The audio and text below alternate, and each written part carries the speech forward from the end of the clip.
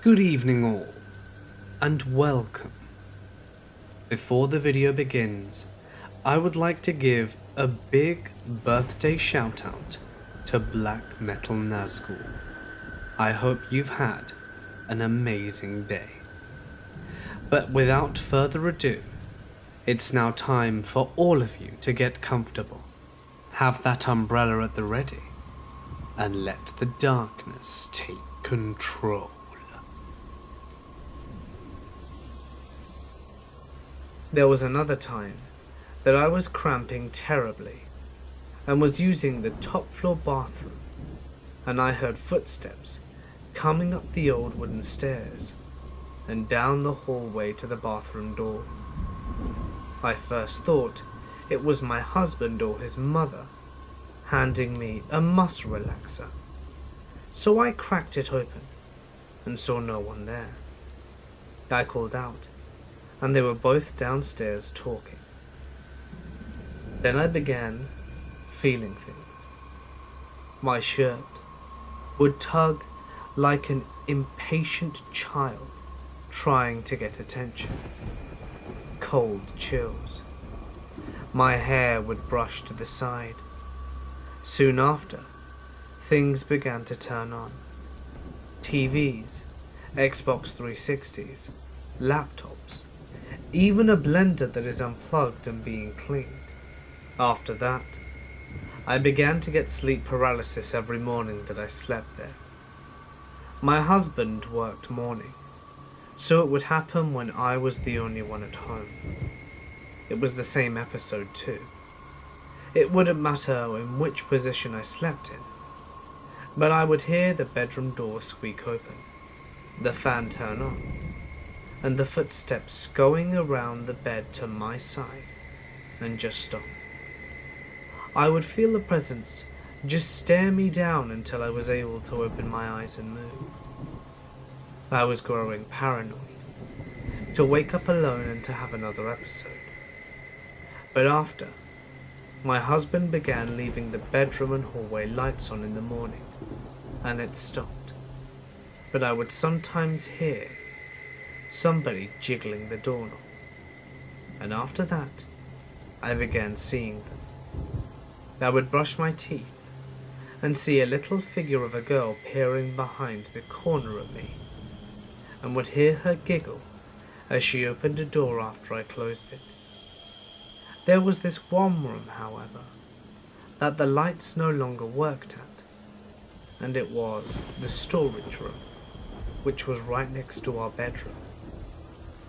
I saw that it was open one day, and hoped one of the cats hadn't have sneaked in. I turned on my phone light and peeked in, and there saw a little girl sitting in the far corner in the fetal position. I screamed and noped the hell out of there in tears. I began to discuss openly the experiences with my husband and his mother, and they laughed it off and began sharing their stories. They'd all seen this little girl play tricks on them, and the description matched mine. Long dark hair, and an old white 1900s sleeping gown. But this wasn't the only entity in the house apparently, just the most active. They told me that there was a dark figure that liked to choke whoever slept in one of the rooms, which was also in the basement. There was a figure that stayed on the roof and stomped around. We called him the Bootman. And there was Nana, who was my husband's grandmother, who liked being on the top floor. Before we moved out, I was doing a paranormal documentary on an old cemetery, and was playing around using my mother's Canon camera. It was fairly new and barely used. No malfunctions were known, and it worked like a pro. I began taking pictures of the house and rooms, and got a few suspicious photos.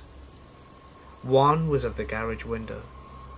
A small childlike hand began to rise and form, and finally, a face, before disappearing. We took pictures of the top floor from the outside, and noticed an old woman with her hair tied into a bun, sitting in the window behind a lacy curtain. That was Nan. When we went inside to debunk it, there was no person, and the pattern of the curtain was too see-through and holy to make a human face. Then we went into the main bedroom and noticed a greasy face print on the outside window. You were able to detect every detail of the face, from the face of the eyes, nose, and lips, as well as the wrinkles on the forehead. We tried to rationalize this too, but you would need a 20-foot ladder to reach the window. There were a lot of trees, so a neighborhood kid couldn't have thrown something, and the window does not open. After I saw the print, I had a gut feeling that it was the bootman, and he was related to the little girl. I have a strong suspicion that he killed her in the basement, probably by strangling, and right before he hanged himself. My friends would probably think me insane. This was about 10 years ago when I was 6 or 7. I used to have a tiny plastic blue table in my basement that I could use for coloring because my parents didn't want me drawing all over the kitchen table. Anyway, my brother and dad had gone upstairs to grab food because they were watching a football game on the basement TV. The little blue table was tucked away in a dark corner. Our basement only has small pull cord lights, so there's only some light dotted around. At this point I wasn't scared, because I was young and didn't understand, until I felt like someone was watching me. I looked up and turned to my right by my father's washer and dryer, and I faintly saw a transparent man staring at me.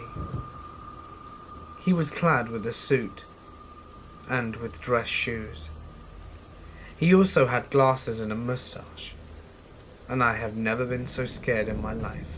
I have also never screamed so loudly or run so fast. Once I was finally able to regain my composure, I told my mother what happened. I described him, and her face dropped. She went into the next room and started looking around for something on a shelf. Once I saw what she grabbed, my face dropped as well. She had a picture of my grandfather who passed away long before I was born. I had described him perfectly. I know I shouldn't be afraid to go into my basement, but now it just gives me the creeps, and I refuse to go there unless someone is down there with me. This happened roughly a year ago. I live in a pretty old house with 5 other guys in downtown Kalamazoo, a fairly small city. I live in the historic neighborhood where all the houses are pretty close together, and I share a driveway with the house next to mine, which is actually 3 apartments. It's the top apartment where a woman lived who was probably in her mid-20s. Very nice and always greeted me and my roommates when we were outside. We had never really attempted to get to know her. We were always neighborly, but never really went out of our way to get to know her any better. One summer's day, when we were all sitting on the front stoop drinking a beer and smoking a J, the neighbors from the top apartment came down with her boyfriend and their friend just to stop by and say hello, and seemed pretty friendly, shaky, and they were all pretty greasy looking from their clothes as they were ratting, and their friend had half of his moustache shaved off. But when you live where I do, people like that are really a dime in a dozen, so we didn't think too much of it, and just wrote them off as dirty hippies. Once we're inside, we start talking about jobs. Both the neighbors and her boyfriend were in between jobs, and their friend said that he was a chemistry teacher at a community college, which seemed pretty bullshit to us, but we called him out on it.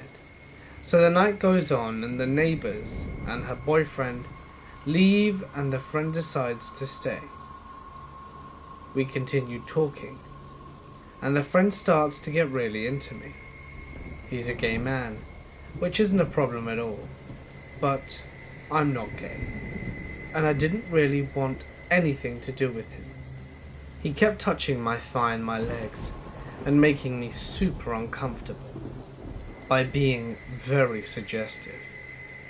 I had music playing in my room just for background noise, and then at one point this guy goes into my room and dances by himself for an hour. When he finally leaves, I lock my door and leave the house, because I felt too uncomfortable to stick around, and I go to a friend's. When I get there, my girlfriend came with me as well. I talk to one of my roommates, and he tells me that a guy just got stranger. Eventually they had to kick him out, because he kept insisting on getting a hug from one of our lady friends when she refused. So my roommate told him he had to go. The next morning at 7, my roommate was going downstairs with one of our friends that slept over. He wanted to make a sandwich, and could only find a big bread knife, as it had been a while since we'd done the dishes, and walks into the kitchen where the door to the basement is also. As he gets into the kitchen, he saw the friend guy standing at our front door. The guy freaks out a bit, because my roommate is holding a fairly large knife, and my roommate asks him why the hell he's standing in our kitchen, and he replies that he got locked out, so that he came into our house to sleep in the basement. After hearing that, my roommates tell him to leave, and he does so without hesitation. We then call the cops and make a report, and a little while later, we go down to the basement, and on the floor is a message written in chalk from the guy, apologizing for sleeping in the basement, along with some creepy drawings and the phrase, "Living dead boy."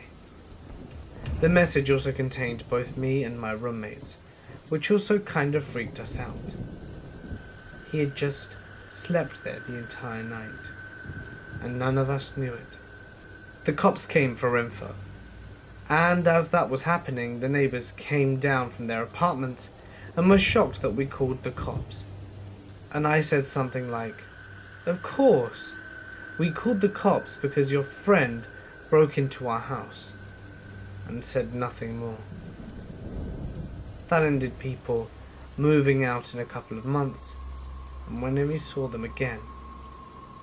My landlord also owns their apartments, and told us that when they moved out they left the place trashed, and he found a bunch of used nettles and other paraphernalia, and we were less than shocked.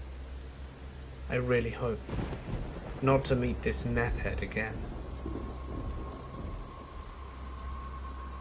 I come from a line of outdoorsmen and hunters, so my whole family loves the outdoors.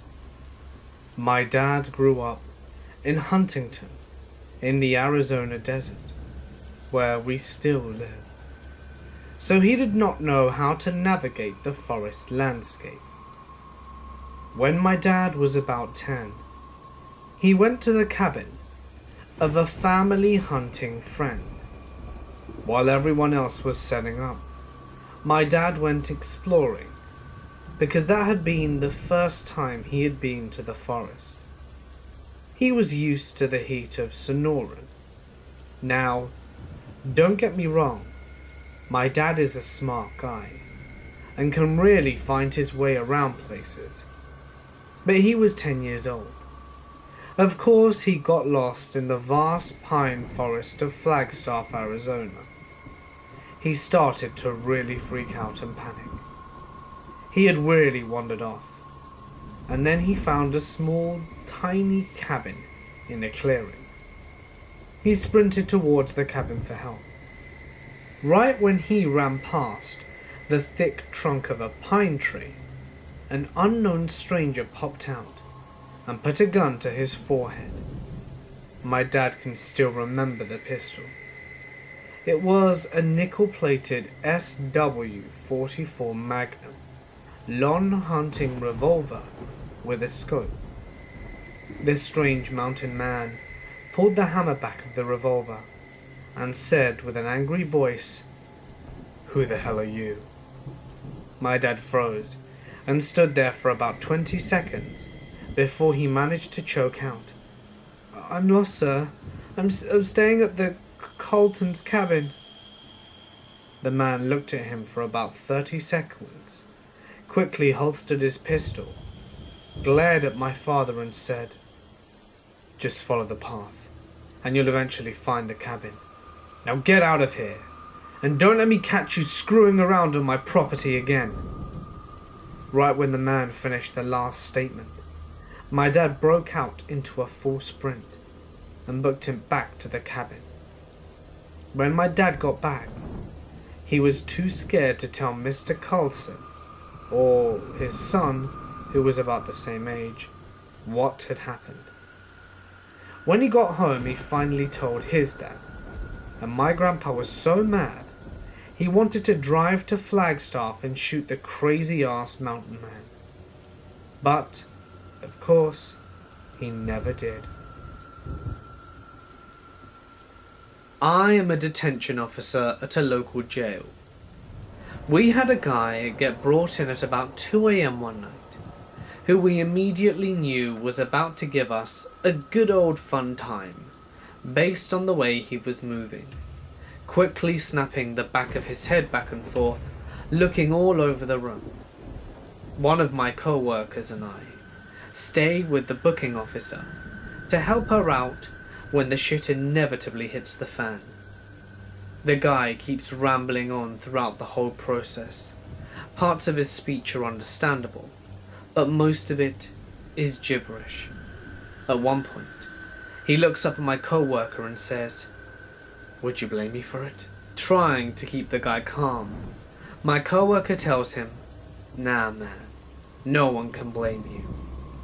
For whatever reason, this sets the guy off. He leaps off the bench and we both push him back down. My co-workers are trying to get handcuffs on the other guy's wrist.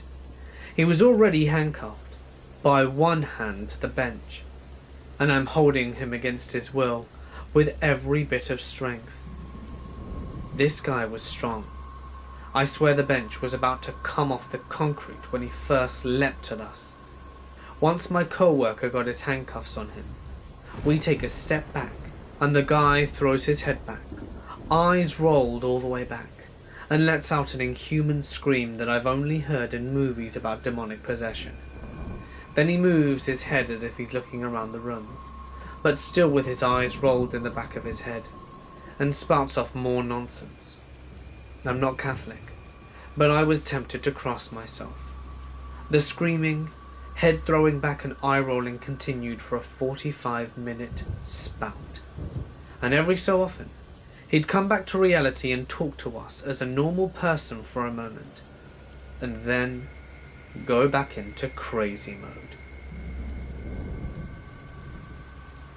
I run security for a law firm, mainly offices and file storage. I've had a few strange experiences. About a week after I started, I was patrolling basement level 1. This building used to be a bank, so it has some huge metal vault doors in it, where they contained all the stored files for data protection. This vault door remains locked, and has done for about 2 years. Anyway, as I'm walking past, I can hear a very faint scratching sound coming from the wall next to the door. I thought nothing of it, passing it off as just rats. As I begin to walk away, I hear a loud thud on the side of the door. Being the badass I am, I decide that it's finally time for some action. I open the vault and find paperwork covering the floor and no sign of life inside. Cobwebs and dust everywhere. It was like breathing in a vacuum bag. I wrote a report, but heard nothing more of this. Fingers crossed I have a ghost in my building, so I can at least have some conversation at night. About 2 weeks ago, though, I was patrolling around the same area. It's around 11 PM, and I've just finished my KFC. All is going well, and I'm patrolling like normal, walking floor to floor, closing blinds, and turning off lights.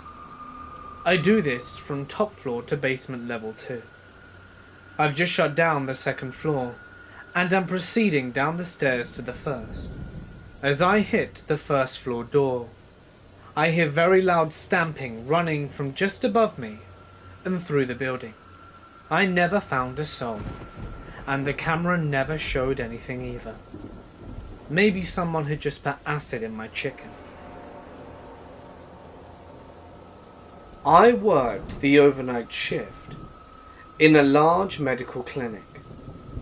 The place was over 80 years old when I started working there, and had been built out of kind of piecemeal. So it spread over a few acres, and had areas that would be left empty, as renovations were being done. It also had research labs, offices, and medical school training areas inside. One night, I was on the 17th floor, and heard a ruckus coming from below me. I headed down to the 6th floor, expecting some construction equipment to have fallen over. Now, there is only one large office on the 6th floor, and it is a big U-shape. So if you walk in one door, you can only see half of the office. I try the first door and it's locked. I walk to the second door and try that one. It is also locked. I try and get the door open and go inside. I flip the light switch and nothing happens. So I pull out my flashlight. I flip on my flashlight and see a filing cabinet with the drawers open and papers strewn everywhere. I keep looking, and a couple of desk chairs were also flipped over. There was a computer monitor that looked like it had been slung against the wall, and the blinds had been ripped off one window. As I round, I see a shadow out of the corner of my eye. It darts towards the first floor door. I had tried to open it, and the door flies open. Being young and dumb, I decided to pursue whatever went through the door. I get through the door just in time to see the fire exit door starting to close. I kick into high gear and explode through the door. I could hear footsteps about one flight below me, and I kept chasing the footsteps as fast as I could, and even start skipping stairs. By the time I hit the fire exit at the bottom, the door is just finishing its outward arc, so I keep going, thinking I can still at least get a description of whoever did this. I exit the door and look to the right. It was the most logical course of travel as they exited before the door was fully open. There was no sign of anything. I look to the woods across the street, and there's no one trying to climb the fence. I look to the left and see one of the cleaners sitting beside an overturned bucket. There was a half-eaten sandwich on one side of him, and his phone on the other. I asked if he saw anyone, and he said he was sitting on the bucket when the door flew open with enough force to knock him over. He was convinced I had slung open the door just to mess with him, and then I told him what happened. His response was, "That is why we don't go up there at night." I managed to convince myself it was a homeless person that got in somehow. Every night guard I told that story to had a similar story from that office though. I found out it has been empty for months because it was deemed unfit for occupation. They remodeled it a few months later, But stories kept coming out about people coming in and finding their chairs flipped over or their stuff moved. I still choose to believe it was a homeless person, but I never went back up there after midnight. One cold October night, we got a call to assist the sheriff's office on a burglary in progress out in the country. Because our radios couldn't talk to the country roads, the country dispatch telephoned our dispatch, and our dispatch radio relayed the info to us. We basically had no info and didn't know where we were going, and I had a lonely, eerie, creepy feeling in my bones while driving at crazy speeds to help the family. It took us about 25 minutes to arrive on the scene. The house was dark, and it turned out the suspect had cut the power line days before and had been living in the house while the family of 4 was on vacation. Walking through the yard to the front door, I could hear the man yelling, "Get out of my house, please." I walked in and found an obviously mentally handicapped young man, dirty, bearded, wide eyes calmly almost whispering, "I was sent. I'm supposed to be here. This is the place."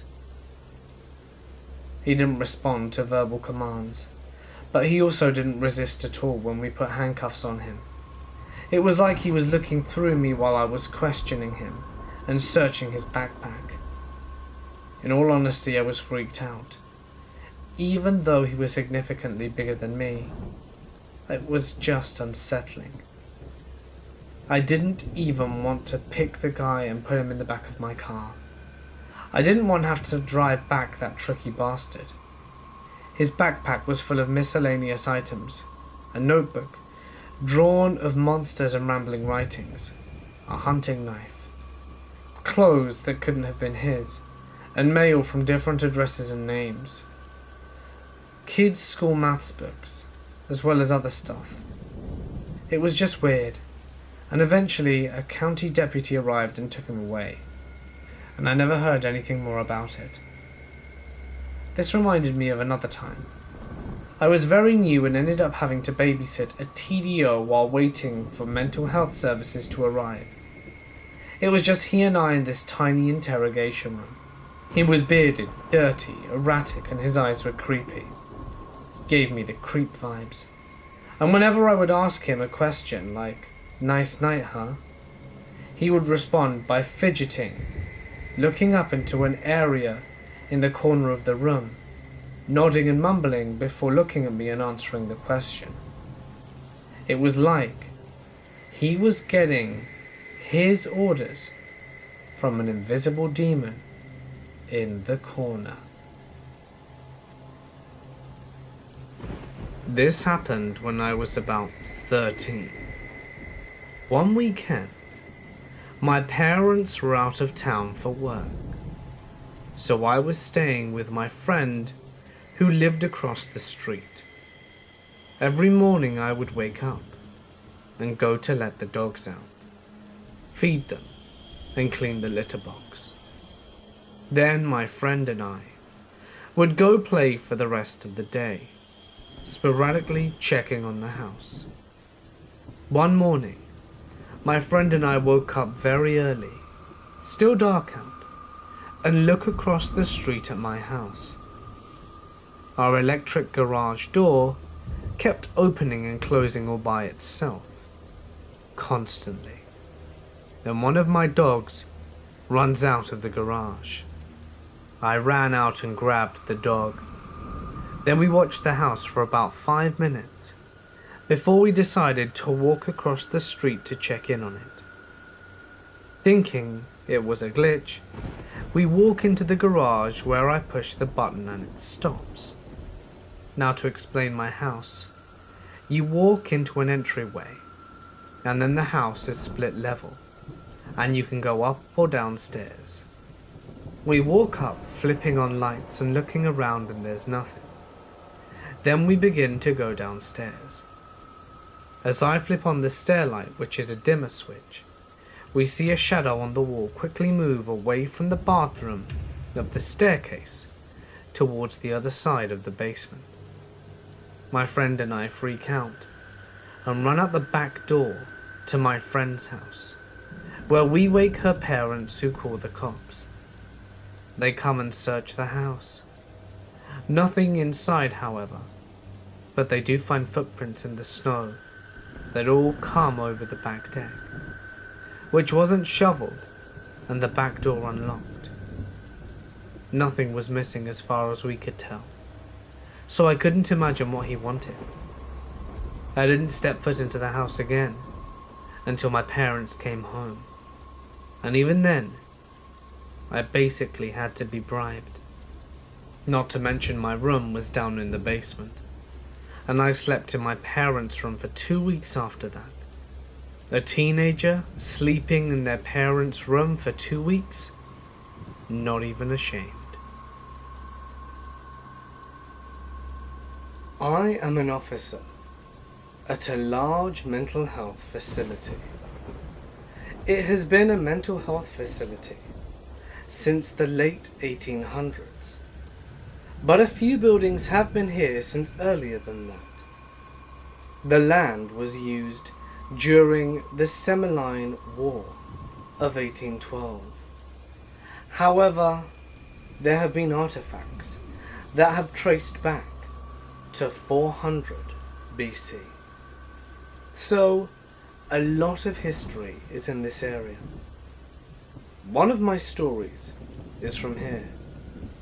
I was on a roving patrol, and we have towers that are no longer in use, but do have restrooms in them. So it's about midnight, and the gopher starts trying to poke his head out. Well, the closest tower is the one that they call the Haunted Tower. However, me being me, and due to the urgency of the situation, I say screw it. So I park the car and run up the stairs while playing the dangerous game of pull down your pants before you manage to unlock the door. The tower stays locked, so I'm doing my best to get in, and I finally manage to unlock the door and bolt in. I reach the toilet, and I'm sitting there minding my own business, as one does. It's also very dark, because even though I had my flashlight next to me, I didn't have enough time to turn it on, if you know what I mean. All of a sudden, I feel a hand on my leg, and then something pulls my leg out really fast.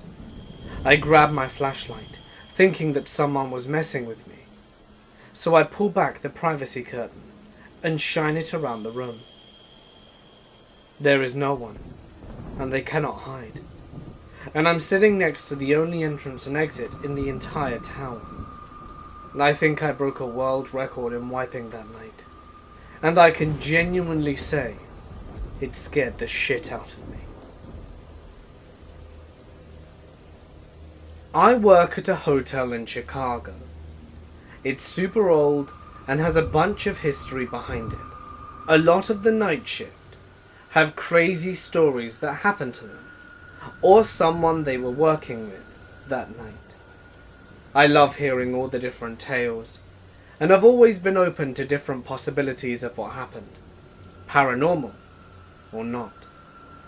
I think of how many people could have passed away there for one reason or another throughout the years. Everything from senior citizens to suicides or violence can happen at a busy hotel.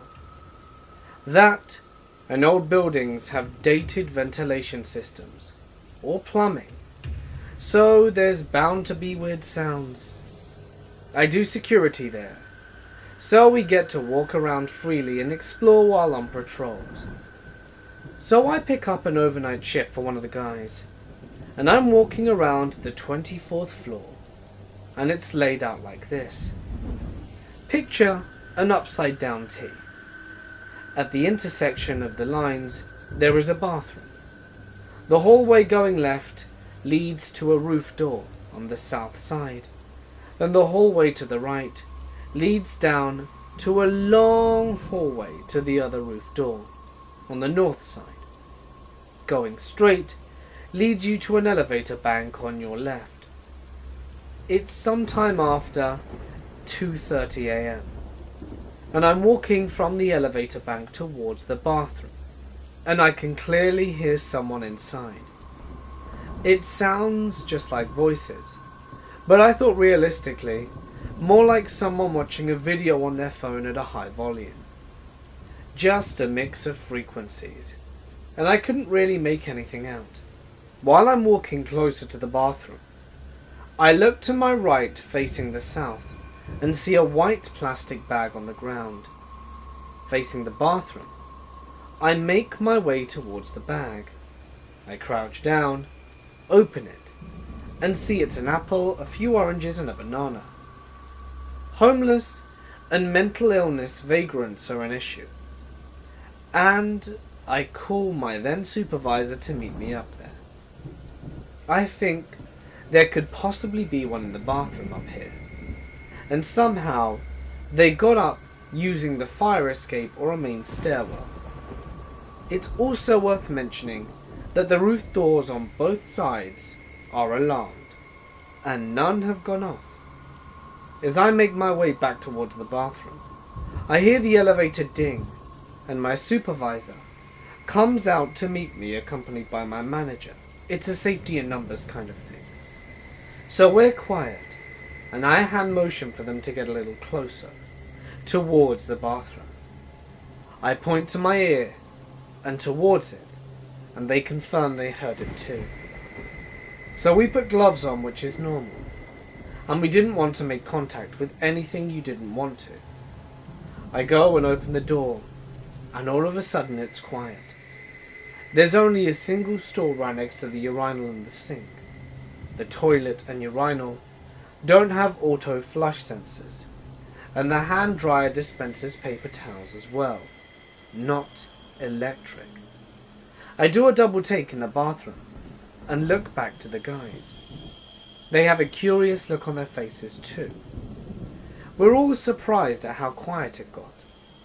I'm walking out of the bathroom towards the white plastic bag, explaining to them how I thought there was just a homeless person here because it sounded like a video on a phone, and then there was this fruit in the bag, and to check it out. I open it up, and it's all rotten. The oranges look blue with white hairs, and everything is just discolored. The banana looks super black, and everything grossed me out and caught me by surprise. I drop the bag because of the what the hell moment. I look over to the guys, and my supervisor walked towards the elevator doors like, "Screw this, I'm out of here." My manager kind of laughs, and he's like, "Is this your first time being spooked?" He's a 20-year-old guy, and the way he said it made it sound so commonplace. I pick up the bag and throw it away, just before we all got onto the elevator and left. I haven't been able to explain what happened. We all heard the same thing, and then it was gone. There are stranger stories, I'm sure, but that's what happened to me, while I've been there anyway. It's pretty wild that no alarms were tripped in the area, and the entry by elevator wasn't available either. This floor is secluded, and has restricted access to it. You have to have the dispatch officer send you via elevator, or send it up on an independent mode. Doors were secured too, and all fire escapes were alarmed as well. The stairwells require key access. I still go up there, and haven't experienced anything like that since. Every now and again, I'll look behind me because I just want to make sure that no one else is there. I get a very odd vibe now and again, but it doesn't feel super terrifying. It's just a cool building, with lots of different history and stories. I used to work the graveyard shift in the ICU. Besides seeing shadows and hearing the weird bump here and there, reality is creepier than anything. I could always tell when I got there at 7 p.m. that someone was going to die. The whole unit was just buzzing. The quiet patients were jittery and needing things all through the night. But I had to sit next to everyone's heart monitor, the Unit 1. I would come in and everyone's heart would be elevated, except for the ones that was dying. Theirs were always slower. But as the night wore on, their rates would go up and down, and the person dying just kept dropping. And then the patient would flatline, and everyone's heart rate would jump about 10 or 20 beats, like a surge, and then a big drop back to their normal rates. Then the person would be called. How could 10 to 20 people in a private closed door room know someone was dying? All of them knew. It was just weird. One night, a lady was dying. The hospice workers were with her, and the lady was screaming all night long. Just screaming the words, "Take them away! I can't stand the sound!" At one point, I had to take something to the room, and when I walked in, she said, "I must be dying. My room is full of broken babies, and they're yelling at me. I beg you, make them stop." Then she grabbed her ears and started screaming. I kid you not. She died 5 minutes later. Her profession, you wonder? She was an abortion doctor. My basement is about medium-sized. The front has a mini fridge, my brother's computer, our TV and PS4. All the good stuff. The back is my dad's workshop, the boiler room, the downstairs bathroom, and all of the laundry and storage. So naturally, we spend an abundance of time down there playing video games or building with Legos. The issue is that the basement just feels off. I think I really started getting this nagging scared feeling when I was 10, when I went to bed. I was often the last one out of the basement, so I'd turn off all the lights. You know the whole spiel about rushing up the stairs so the ghost can't grab you? I did that a lot. Usually I'd find it fun, and then, for no reason, the affair became goddamn terrifying. Every single person that left the basement for the night brought me closer and closer to straight-out cold terror. I couldn't tell why. I could even be down there with my entire family and still feel this eerie strangeness.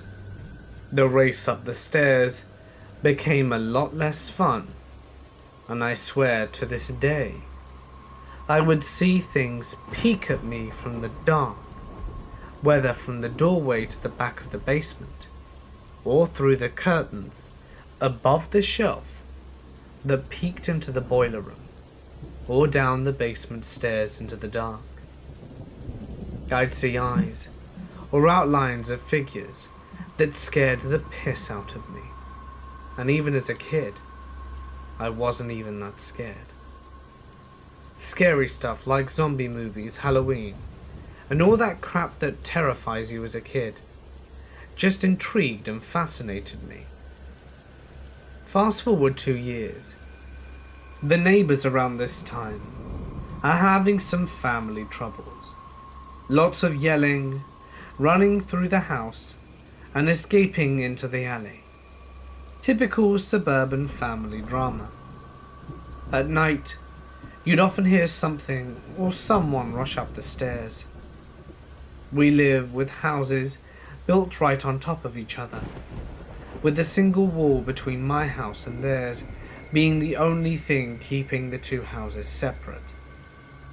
I'm unsure of the correct term for these types of houses.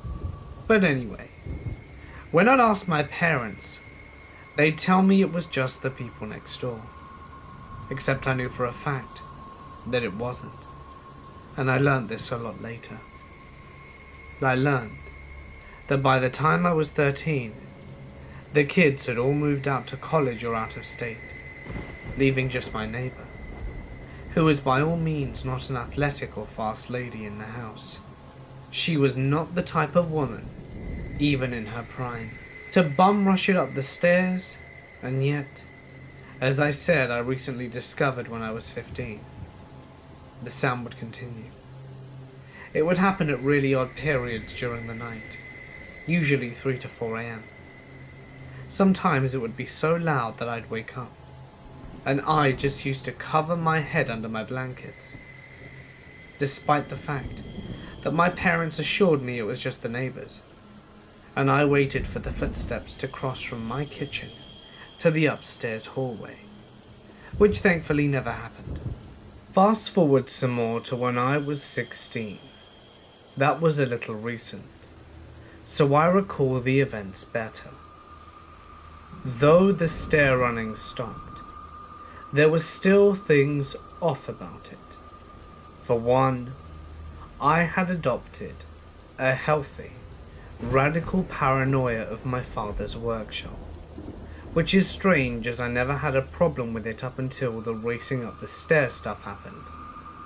I would have a nightmare about it, constantly, and turning the workshop light on, simply for the sake of being down there, is something I ended up doing a lot, only for it to fail, and some shadow creature would burst out before I'd wake up. The nightmare was recurring. Sometimes there would be variation, the lights working or not, me turning it on, the layout of the basement itself. But it was always the same dark figure. I say maybe 7 foot tall, tall enough to be hunched with long spindly arms and legs. Every day, I would grow more and more afraid of going back down. To go to the bathroom down there was pretty much taboo, in not just me, but my entire family. All of our reasons narrowing down to this one nagging feeling that we definitely shouldn't be going down there. Despite being older and an extremely avid horror and paranormal fanboy, we were all terrified. I would make sarcastic jokes to a guy with a gun to my head. Nothing terrified me more in the entire world than being down there alone. Which leads me to the first event. I remember it not being because of what happened, but because of what I felt, and what it led to. I was sitting down playing my new PS4, when the shit in the back starts going haywire. I peeked through the curtains, as the door had broken years ago, to see what was going on. Above the sink, there was a big steel row of shelves that goes up to the ceiling full of boots and beach equipment and bags. Everything had fallen down all over the basement floor. Despite my fear of the back room, the only thing that I could remember was the feeling of panic, knowing I'd have to clean it up. Then I felt a chill go down my spine. I've felt chills like this before, when seeing a nasty insect or something else equally gross. But this chill seeped into me, like some primal warning shot, to run as fast as I could in the other direction, up the stairs and out the door, then burn down my house and salt the ashes. It was a chill that led to a silent open mouth, bugged out eyes, and my entire body shaking like a leaf. Eventually I moved, just sprinting up the stairs to my room. My parents cleaned up the mess themselves, and I didn't go back until next morning. This leads me to the events of present day. Being down there is less scary now that I'm older, and a lot more mature, but there was always that feeling that I couldn't ignore. But then, it started to resume. In force minor, things happened from time to time. The sink would turn on seemingly by itself. The washer would be off after leaving the house with it clearly turned on. Things would fail for no good reason. And every time we would go back there, alone, someone would get nasty chills. As I mentioned earlier, being 17, I felt a lot more brave and mature. So again, it was a similar situation. I was downstairs playing PS4, and this is the pinnacle of the story. With my newfound bravery, and trying to rationalize my way around this fear, I suddenly heard a noise coming from the basement's back room. I paused my game to try and listen a little bit better, and then I heard it again. It sounded like a light tap, followed by a strange and ominous scraping sound on the ground.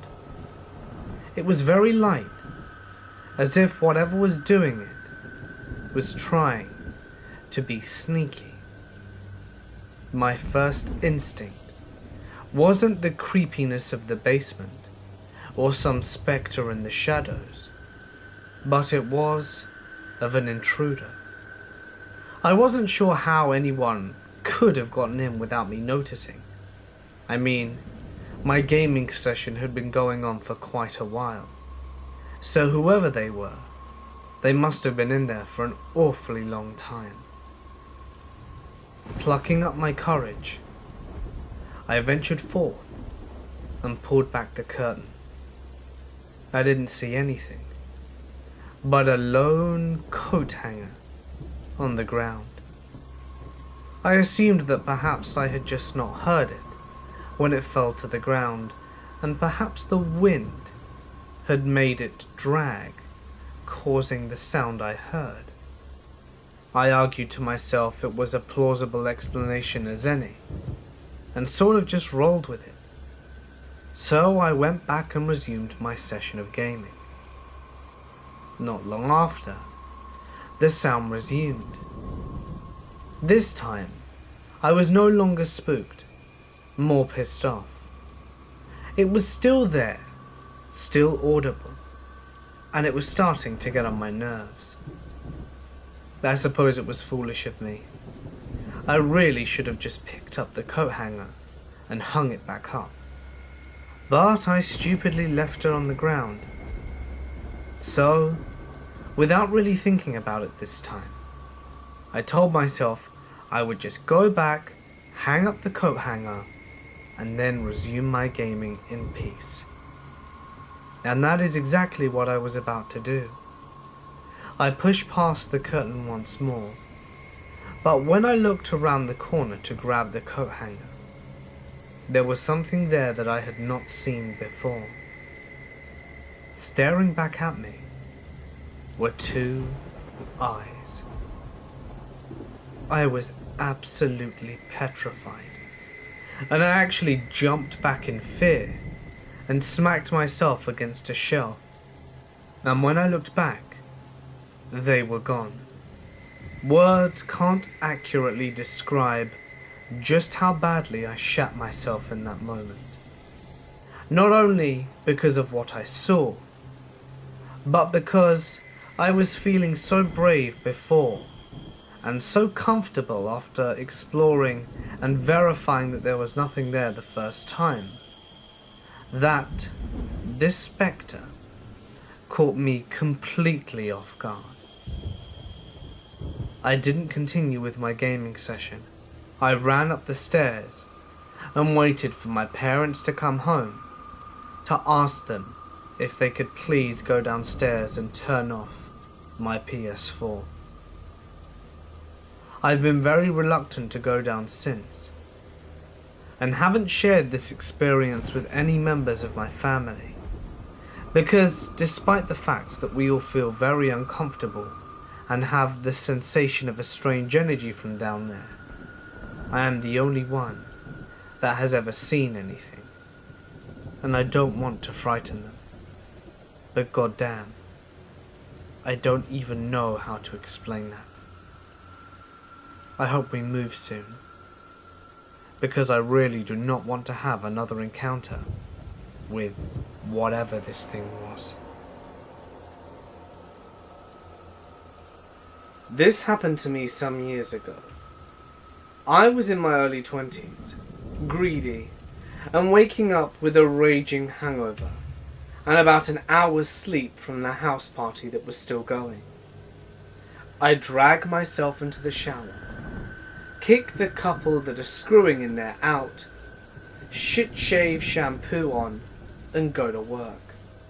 I fell asleep on the train, but didn't miss my stop. Thank goodness.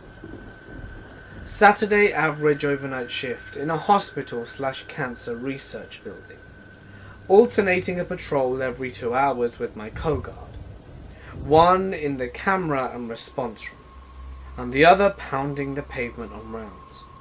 I am absolutely finished by 2 a.m, which happened to be the third patrol. Going through floor 4 used to be Ward 4 palliative care, which was now a floor down. Now it was records, and was always dark as shit. So I always did the restricted access part first, off to the right. Swipe my pass, the door buzzes and slide it open. I hang a right, walk down a long corridor checking doors, hanging my left, short corridor and checking the doors. Everything was sweet, so I make my way back. That's when I saw some old bloke standing there, with a hospital gown and an IV pulse staring at me. Not an uncommon sight, but for 2 a.m. in the morning, it was a kick in the chest. I smile at him and ask him if he's alright. He replies that he is. Just got turned around on his way back from the smoking area, he says. And then my beeper goes off. I look down at it and look back up, through the door that he couldn't have accessed without a bloody card key. I'm not gonna lie, I was shitting bricks. The rational part of me kicks in. I've had 0 sleep, and a gut full of grog from the night before. Well, day before. And I'm probably just seeing shit.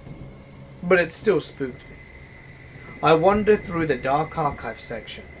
That was fun.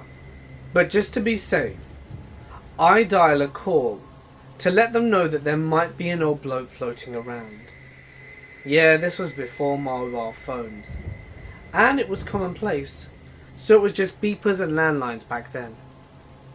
The co-worker tells me to head to Ward 4 for a code grey, cold room, to escort a deceased patient.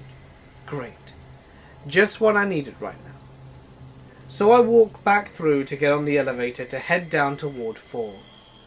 The nurse is on there, smokes in hands and red around the eyes. She's going to the smoke deck. Told me they just lost one. And I replied, I know. I'm heading there now for the code grey. Yeah, you can see where this is going. Not only was the poor bugger I escorted the same bloke I swear I saw in the records room, but later on, when I relayed this to my co-worker who laughed at the whole thing, even showing me the footage of me pausing at the end of the corridor with absolutely no one there, promising he wasn't going to tell anyone, and he never did. But once he went on his patrol, a thought occurred to me. After hours, nurses and staff were logged in electronically, with their pass cards, having to visually check IDs and the like. There's a lot of top-tier research happens in this building. The nurse I spoke to didn't exist.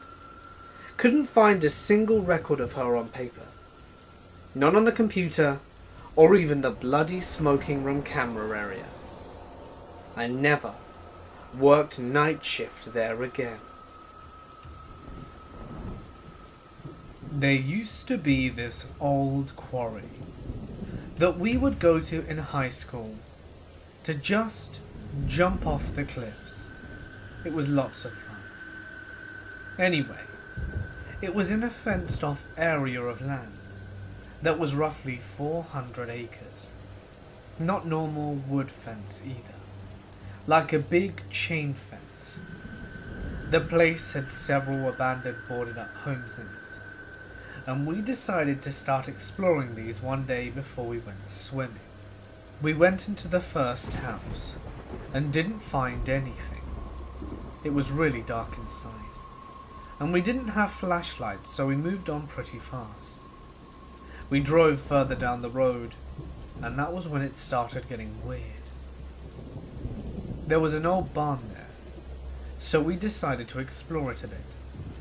There was all kinds of stuff spray painted like, "This is hell," and "The devil lives here." Nothing too off-putting, but it changed the mood a bit. I walked into one part of it, and there were these large pools, built up and made with black tarps and cinder blocks. They had only one small opening, so you really couldn't tell what they were, but they were pretty freaky. That was about the time I heard my friend screaming in the back room. I ran back and just saw him standing there, pointing, saying "shit" over and over again. I looked at him where he was pointing at, and there, sitting in the middle of the room, in this abandoned barn, was an electric chair. It had thick leather straps for the wrists and ankles, and some big metal thing that goes over your head. It looked like there were more rooms behind this one, but we had only looked at one level, and we got the hell out of there after that. This story is something that happened to my mother when she was around 17. Back then, she lived in a small town in Germany, and she would go on bike tours frequently. This particular day, she wanted to ride the bike to the forest, have a picnic there, and ride back home. She had done that a bunch of times, and it wasn't an unsafe place, and she would always set up her stuff near the end of the road, just in case. Anyway, when she almost got to the spot where she'd usually set up, there was a boy fixing his bike. My mum said he was about 14, and my mum wasn't on the bike anymore. She was just wheeling it, because she was almost there. When she paused, the guy jumps at her, and the next thing she knows, she's face down on the ground, and instantly started yelling at him. Stuff like, "Get away from me, what the hell are you doing?" He got up and started fumbling with his belt, trying to get his pants open, and my mum just ran away. When she got home, her mother decided not to call the cops because, as my grandma says, nothing happened, and my mother was furious. That isn't all of it though. Fast forward 4 to 5 years a few towns over. The guy is on the news for murder. He would wait for women in the parking lot or in the park to kill them, and even stabbed a woman who had been pushing a baby around in a stroller. My mum was glad that this happened when she was younger, because if he had been older, they both may have reacted differently, and she may have ended up dead in the forest. Since I can remember, I have been sensitive to different energies and paranormal activities, but within the last year, my abilities and experiences have increased. Of my husband and 4 children, I am the only one who deals with this. Well, and our family dog. But that's another story. The house that I currently live in with my family is in Missouri. It has a spacious, unfinished basement, and this is the first house we'd ever lived in that had a basement. I'm not used to basements, because they are not common in homes in my little town of New Mexico, where we are originally from. This basement has always been creepy to me. No one really likes going down there by themselves. The fact that it is unfinished adds to the creepy factor. The floors are mainly tile, and not the fancy tile either. It reminds me of the flooring in a grocery store, or perhaps a gas station. There is furniture further down there, and a TV, along with belongings that we are storing. But other than that, there aren't many decorations. It's not homely or welcoming. The lighting is not the greatest either. We have yet to replace the light bulbs with newer ones. They still work, but it gives the basement a yellow glow. The only light we've absolutely had to replace more than once in a short amount of time is the one in the laundry room. It's extra dim in there no matter how bright a bulb we use, and it flickers the way it would in a cheesy horror film, as if the basement wasn't creepy enough. I'm never too thrilled to go down there, but hey, the laundry won't do itself. My two youngest children are ages 10 and 6. They can be pranksters with each other, their teenage siblings, and sometimes my husband and I. Often before we would enter a room, let's say the living room, they scurry off and find a hiding spot, say behind the couch, and would play along acting as if we didn't see them or hear them trying to contain the urge to giggle, saying, where's Devon? I could have sworn I just heard him. Where could he be? And he or both of them would pop out laughing. I've done this in the basement a time or two, while we were down there clearing out boxes and items in preparation of finishing the space. I was taking the clothes out of the dryer and began putting the newly washed clothes in. From the corner of my eye, I saw what looked like one of my younger children playfully leap off the last step of the staircase and hurry down into the corner of our open area of the basement. It happened so fast, but it was clear enough to make me believe that one of my kids was up to their games. I wasn't necessarily in a playful mood, and I just felt a little ODD.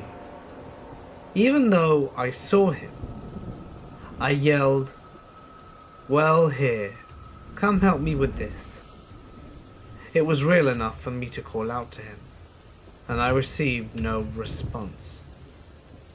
I heard no slight movement as I usually do when he's adjusting into his hiding spot. I didn't hear him desperately try to contain his laughter, and as a matter of fact, I didn't hear anything at all. It's quite difficult even for a child to try and sneak down those stairs without making even a creaking sound, and yet I heard no approaching footsteps down the stairs. And when I mentioned he leapt off the last step and scurried around the corner, I heard no footsteps. I didn't want to look around the corner, so instead I rushed upstairs with my laundry basket to find every member of my immediate family upstairs in the kitchen. Since then, I will not go down to the basement by myself. My husband accompanies me to do our laundry, or he'll do it himself. I haven't told any of my children about what I'm certain I saw. I don't want to freak them out as well. If that wasn't my kid, then what the hell was in my basement? When I was younger, my father worked a part-time job cleaning the local theatre after shows. Occasionally, he would let me tag along, and I could help him out for some allowance money. This building was built in 1916 and had been used as an auditorium and for formal dinners. Most areas and floors on the 4+ levels and basement level had been blocked or converted off by the 90s. This theatre had 2 screens, a huge first floor screen and a small upstairs one. We worked alone in this locked building, and one night I was sweeping up popcorn in the bottom cinema while my father cleaned the stairs going up to the top floor. About 3 rows of seats cleaned, when what sounded like a baby started to cry at the bottom of the row. This was very loud and distinct, and I froze, and it lasted 10 seconds until I ran to my father. He looked and found nothing, and it wasn't unusual for teenagers to try and sneak in for the night. Perhaps it was one of those, I thought. On the last occasion I helped him clean, I was cleaning the upper stairs of the cinema. As soon as I walked through the door, something like a dark figure bolted for the fire exit around the corner, down a small hall. The doors had alarms that were always set. This thing disappeared and didn't set off any alarms. My dad did a full search again, and nothing. I never went back to help him after that. My father said the theatre never did bother him, and whoever was there was just keeping him company. It probably helped that my father is deaf, and never had to hear what I heard. The theatre is Bad Axe Theatre in Mississippi, if anyone is interested. I don't believe in ghosts or spirits now, but my 11 and 12-year-old self did not like that place. This happened about 7 or so years ago, when I was still living at home with my mum. We lived on the first floor, my aunt on the second, and our neighbour on the third, who we were close with, Cindy. We're all friends in our building, and never felt unsafe or uneasy at any time. One day my mum was doing laundry in the basement, and noticed a couple of her blankets were missing. She thought it was odd, and thought that perhaps my auntie had mistakenly taken them. So she was kind of like, whatever, about it. A couple of days later she hears noises in the basement. We lived on the first floor, and you could hear everything from down there. It was late at night, so she didn't want to go down there and check it out. But she went outside onto the porch to have a cigarette, and noticed that the cellar door leading outside was open, when she always closed it at night. She closed it and went inside, thinking maybe the wind made it open, and a raccoon or something had gotten in the basement, as it had happened before. Nothing weird happens for over a week, until she starts to notice that clothes are missing. She knows something is up, because my dad is the only male in the building, and it was men's clothes that were missing. And it smelt really badly down there. She brings it up with my aunt, and also asks about the blankets, but my aunt says she never touched them. And the next day my mum was doing laundry again, and noticed in her empty flower pot in the basement there was human feces. Quite a lot, like someone was using it for a while. She was disgusted and freaked out, and she decides to check the back room of the basement. I've never liked going back there, no matter how much light you shine.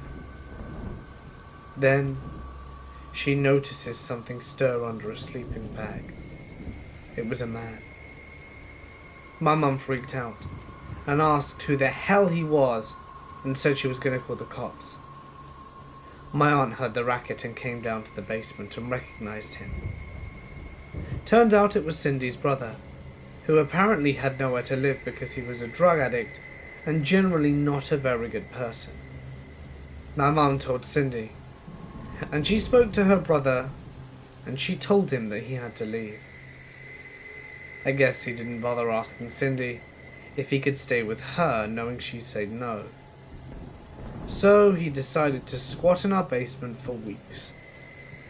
It scared me a lot, and ever since then, I hate going down alone.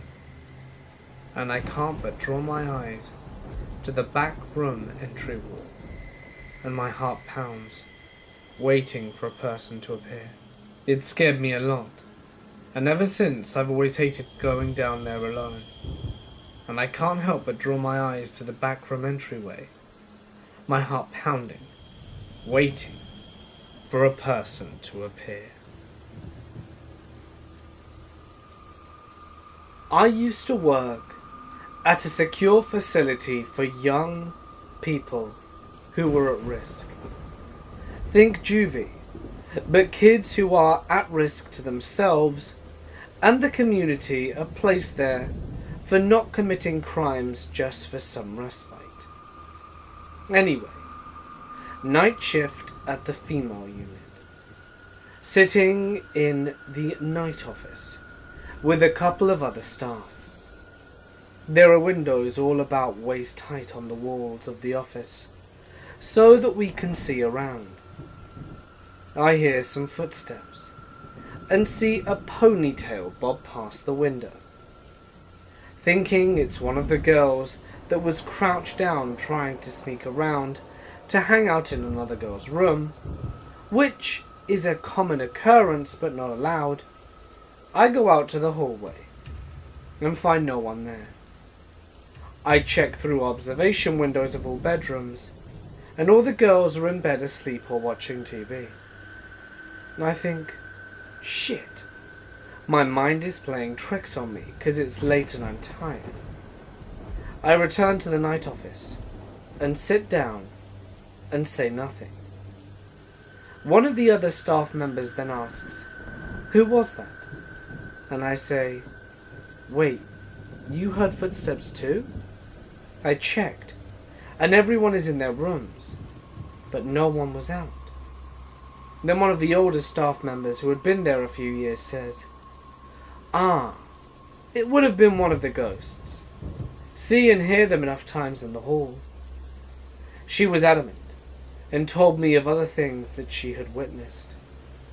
I never believed in ghosts or had an explanation for what happened that night, but I know what I heard, and I know what I saw. For those of you keen to hear her story, well, this place has housed females for quite some years. And of course, with people being at risk, you do get the occasional person who decides that enough is enough. There was this one girl, apparently, Lucy. Lucy was a very strange but funny character. She was the kind of person that could either light up a room on a good day or bring it all down on a bad.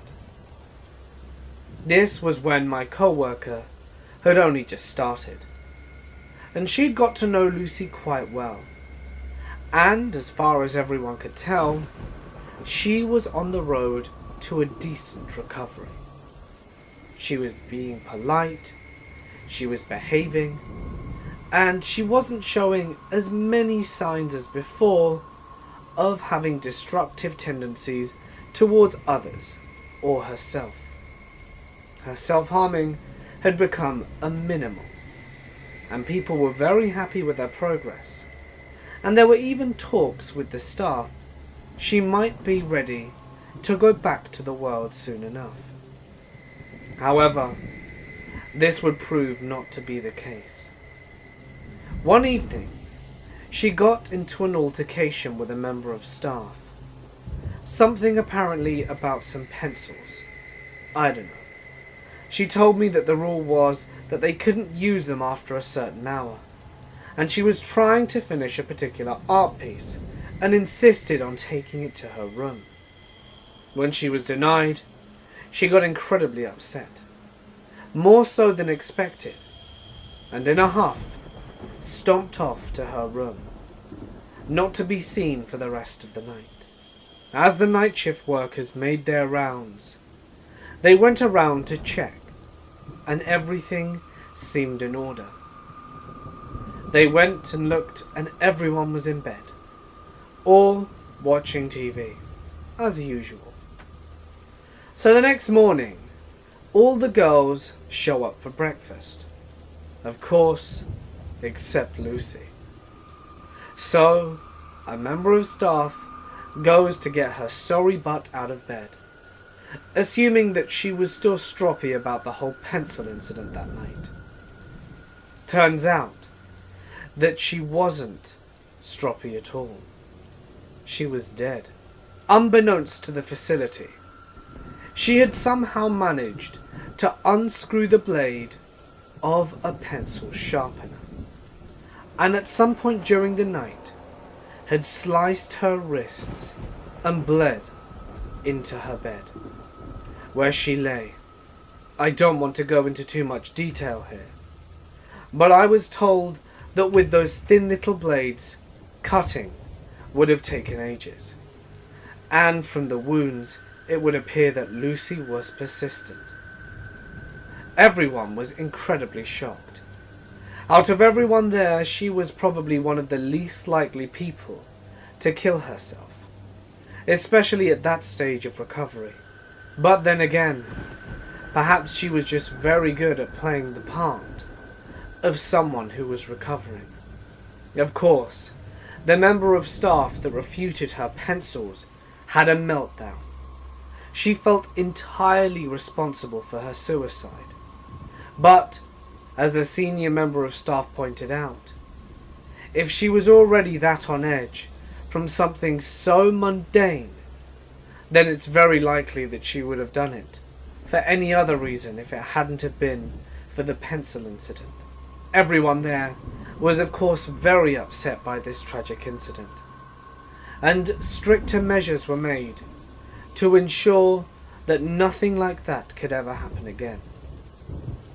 But that wasn't the end of Lucy. No. They say that with no particular rhyme or reason, sometimes you can catch glimpses of her walking through the hallway, or just hear her footsteps coming up and down. That's pretty much the extent of it. I mean, I know what I saw, and I know what I heard. I just don't know if it was her. But either way, I hope that she, and the other girls that have passed away here, have found their place in what lies beyond. I had went to bed at 10 p.m. and woke up at 1 a.m. I thought about my best friend, and I had started to worry. I had mumbled something he had said to me to comfort myself, so that I could sleep again, and that was, "I won't ever leave you. I'll always protect you. Don't worry." With that, I had fallen back asleep.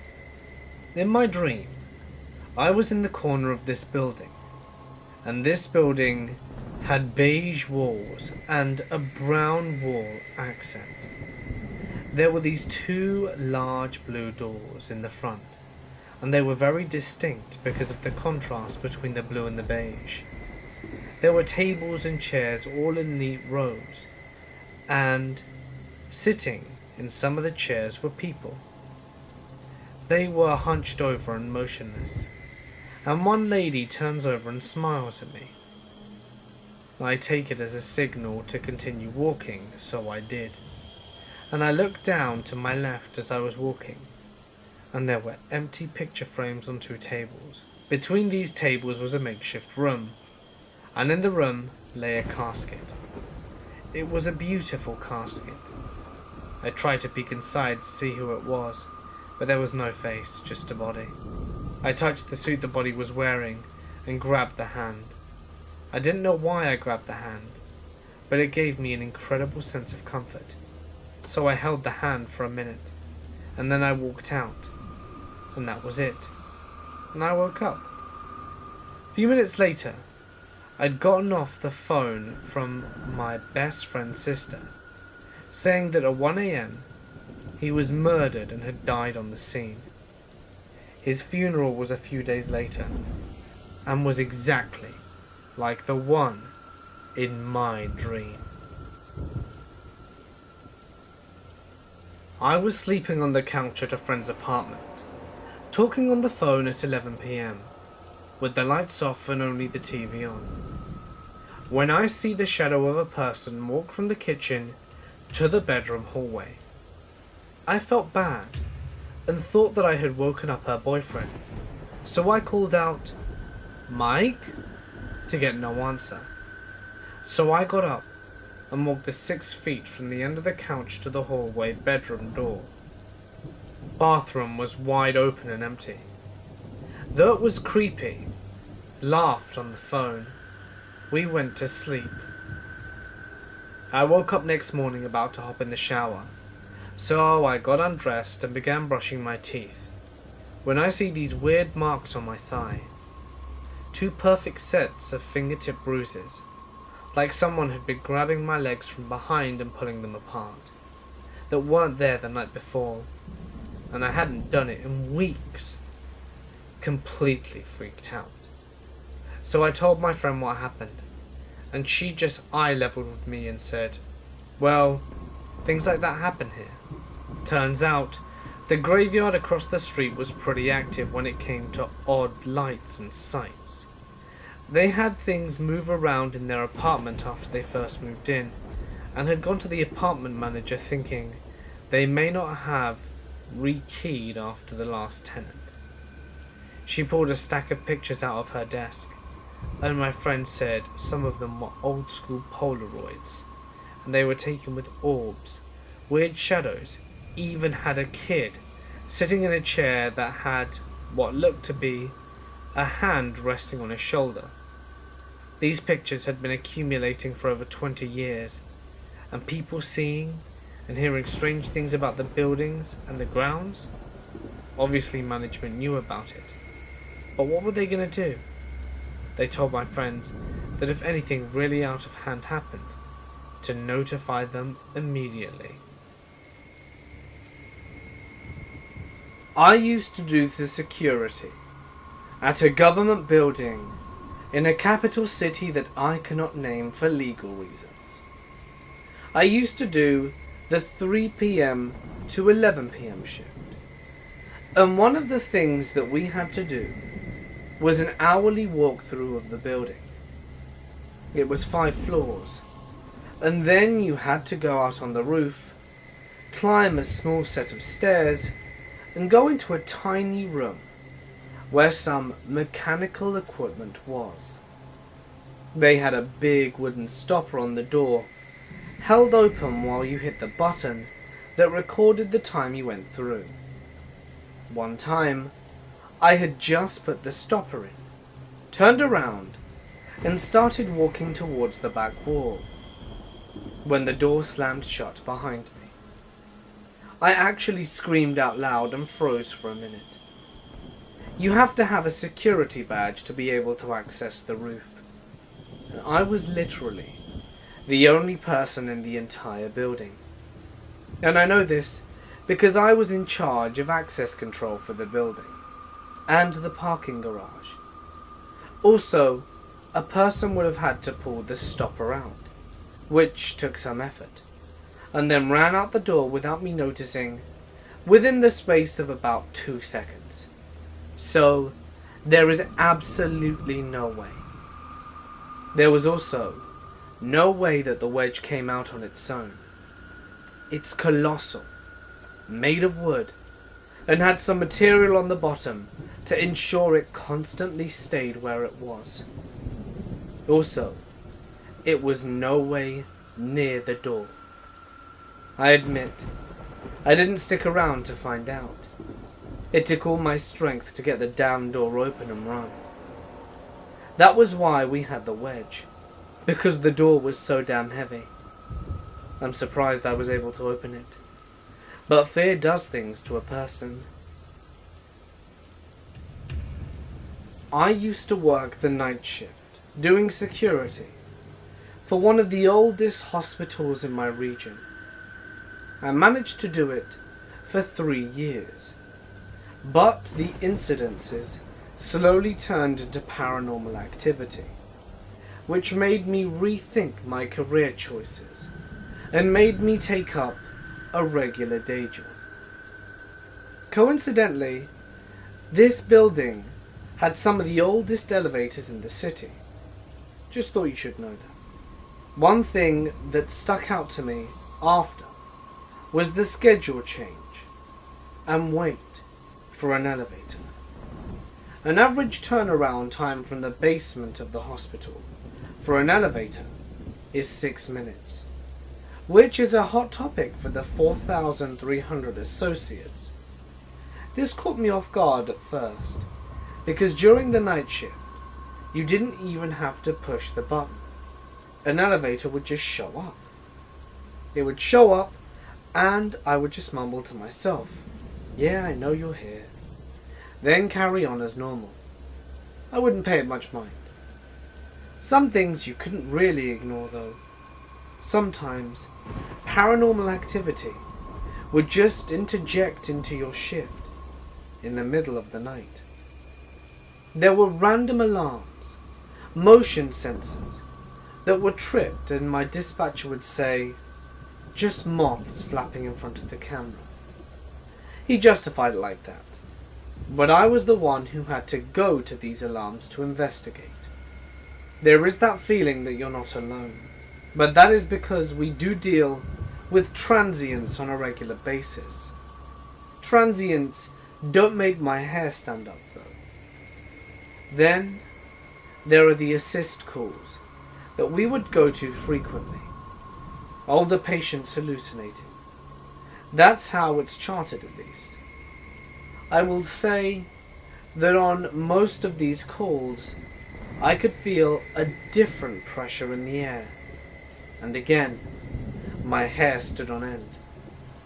For anyone who can relate, there are just little incidences over time that deductive reasoning steps in and organizes for you. I'd say it all came to a head at about 3:15 Central Time on a brisk morning. I was checking fire extinguishers in the area that were not being used. We have the only key to the area, and it was used as the ER for the last 64 years of our facility's existence. That's early 1900s medicine, not the most comfortable care. You can walk into that place and feel an unsettling vibe, just stressful and heavy. Maybe it's because I knew some of its history, but I'm not the only one who hates going there. On this certain brisk morning, there was a very loud thump on one of the walls in the interior treatment area.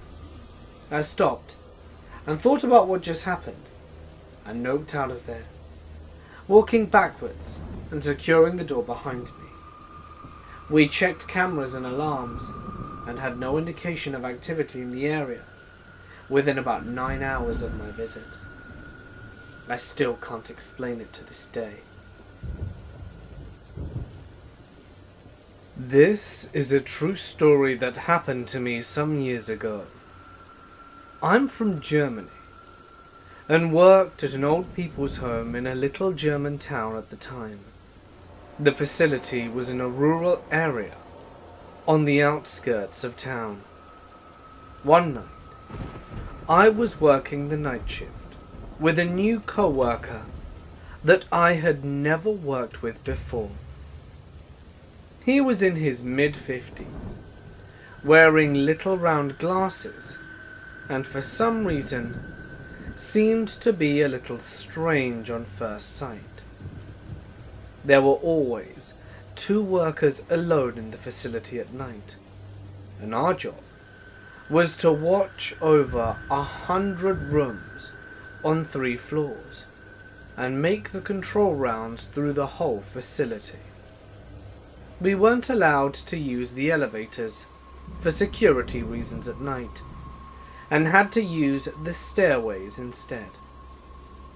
I remember the strange weather that night. It was stormy and wild outside. When my shift started at about 10 p.m., the weather was wild and stormy. At this time, most of the personnel were gone. Only one older nurse was in the station room on the 2nd floor, where we had our headquarters at night. She wasn't used to the newer PC programs, and it took her longer to finish her stuff.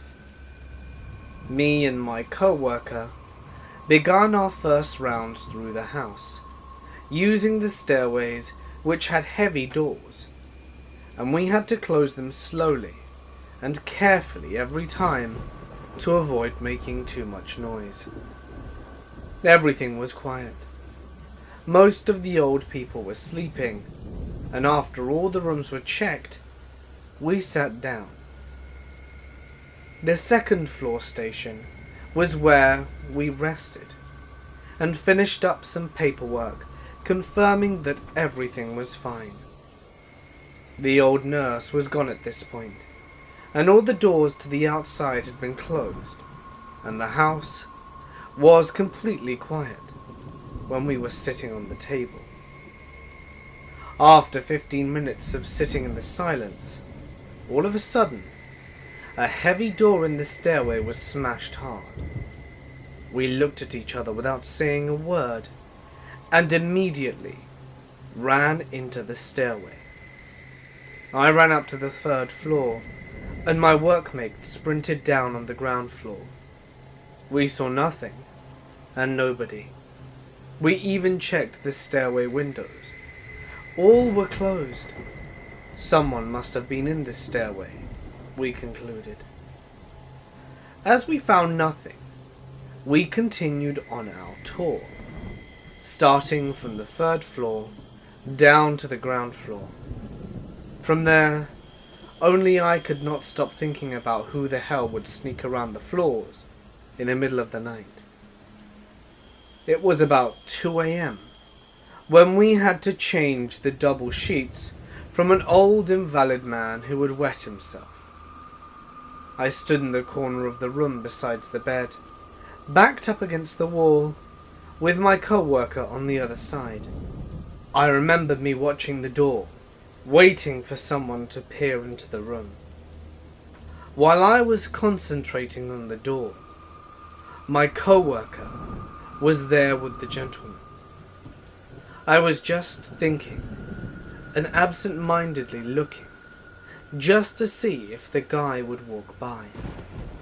And he did.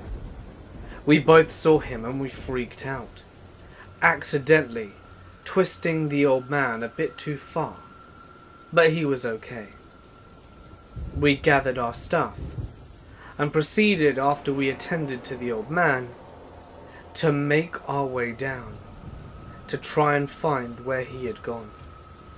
We made our way down to the ground floor, and everything was quiet, with only the wind blowing around the house, and suddenly we heard a dropping sound, like someone dropped a knife or something metallic.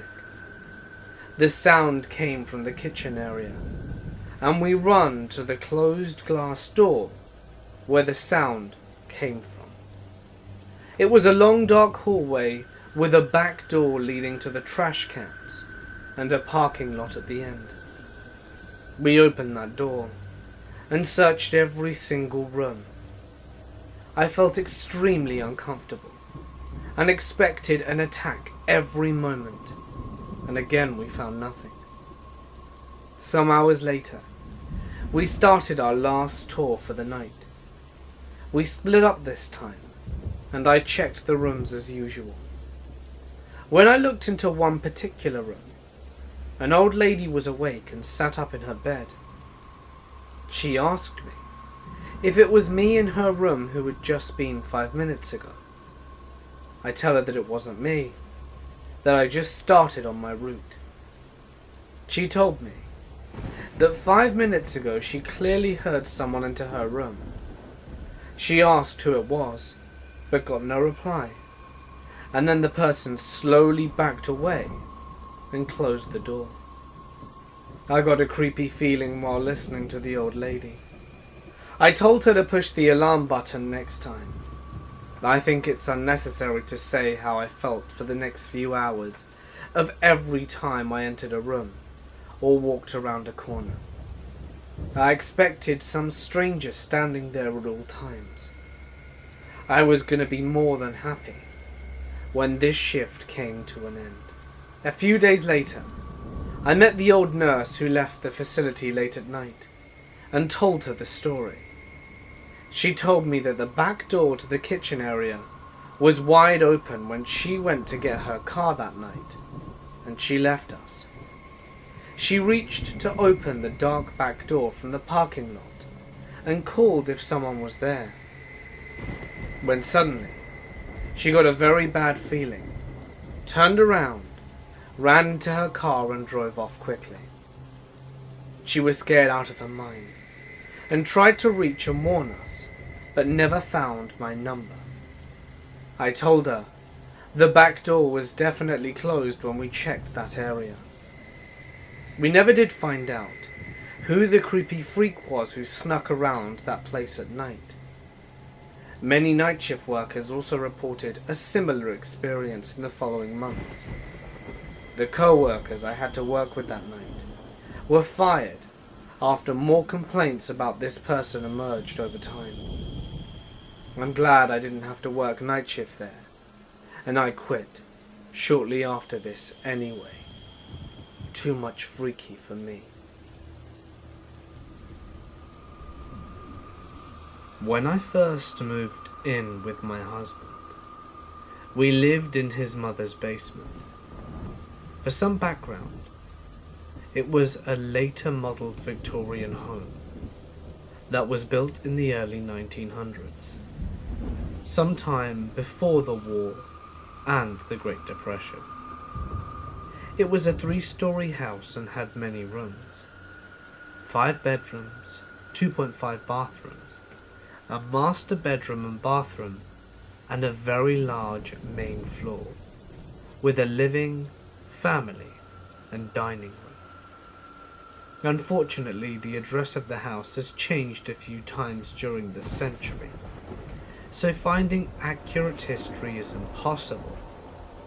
What I do know is that it was a street away from Ted Bundy's murders.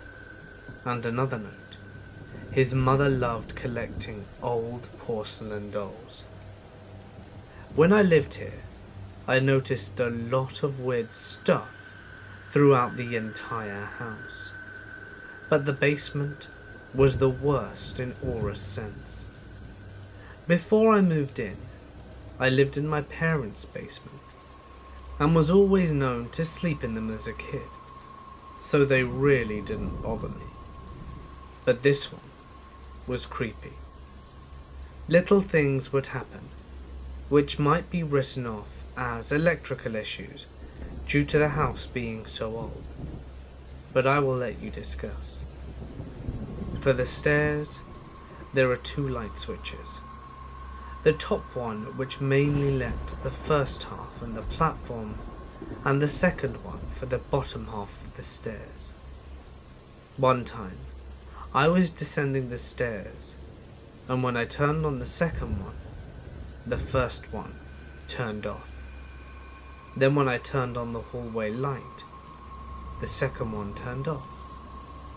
There was also a closet door that was under the stairs that would sometimes swing open, or the basement door itself if you were on the main floor.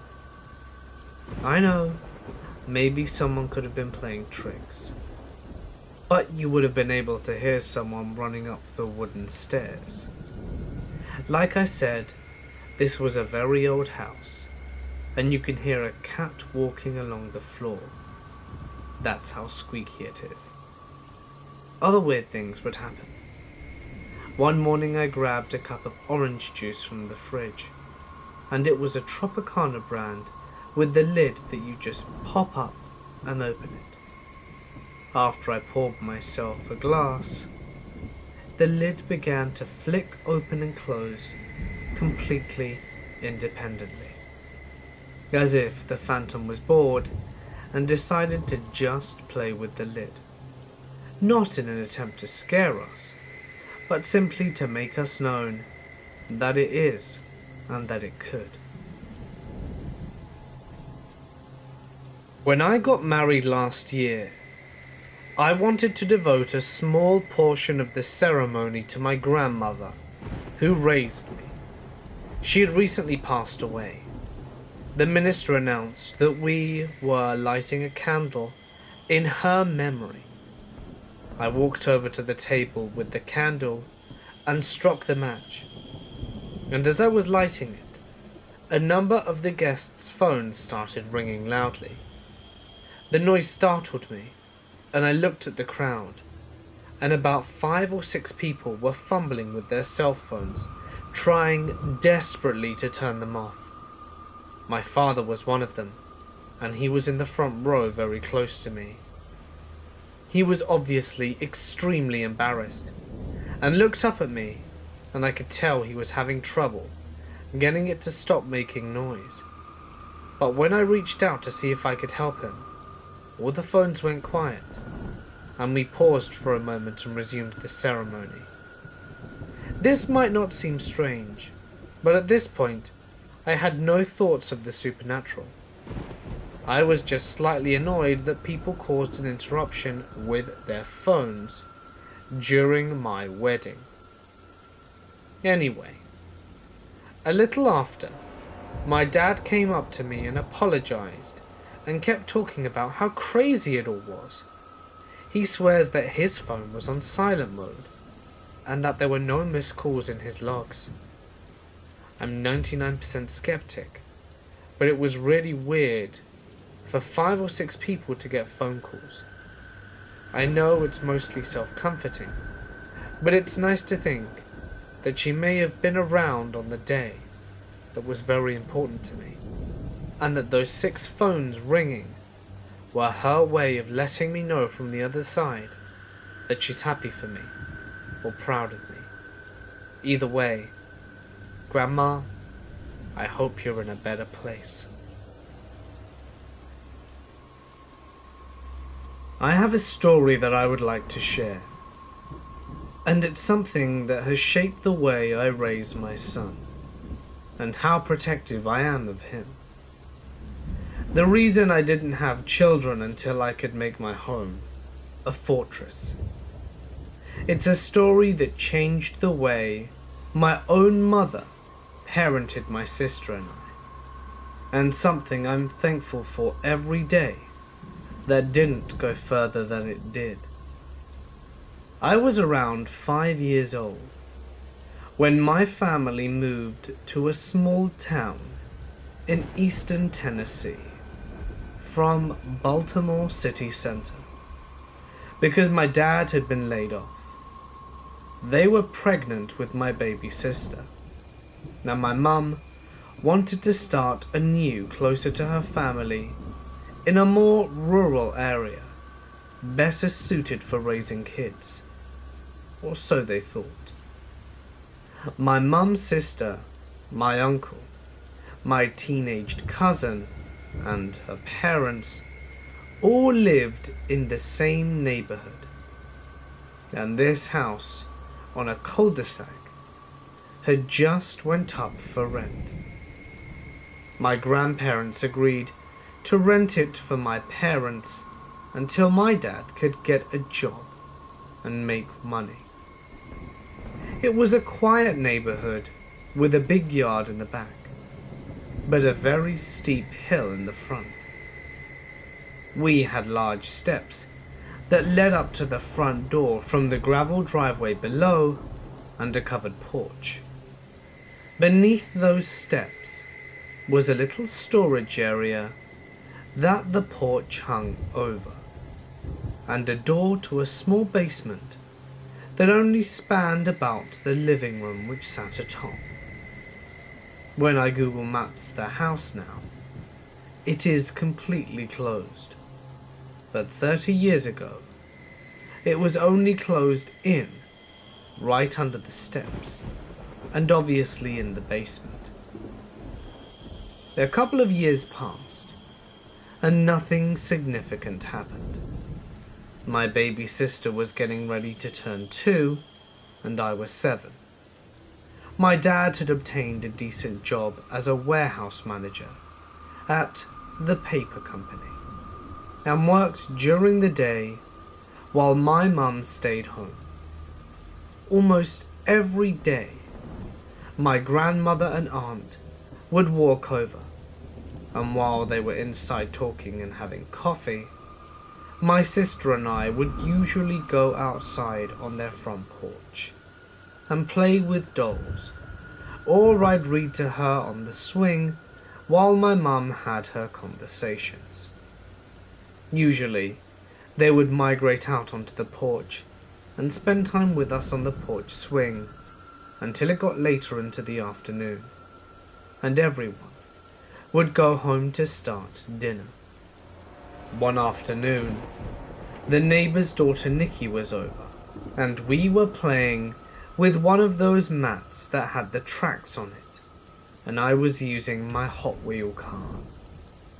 Lying down on our chests while we pushed the cars around, I noticed out of the corner of my eye a small twig sticking up from a hole on the other end of the porch near the swing.